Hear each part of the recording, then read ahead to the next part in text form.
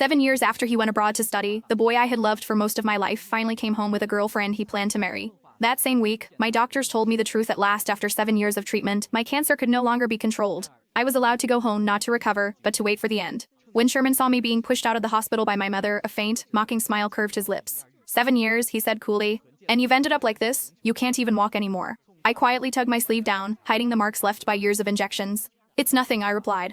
I fell and fractured a bone. He laughed, clearly unconvinced. In that case, he added casually, since I'm getting married, you can be one of my fiancée's bridesmaids. I can't, I said, managing a thin smile. I'll be leaving soon. Very far away. I asked my mother to take me home. Not long after, Sherman's mother arrived. She stood awkwardly in my room, hesitation written all over her face. Nina, she began, voice unsteady, I need to ask you something. She didn't have to say it. I already knew. 7 years ago, on the day I was diagnosed, she had rushed into my hospital room before I even understood what cancer meant. While I was still crying in fear, she knelt in front of me and begged. Please don't tell Sherman, she said. He's about to leave the country. If he knows, he'll give up everything for you. Don't ruin his future. She asked me to break up with him to stage a betrayal so convincing that he would leave without hesitation.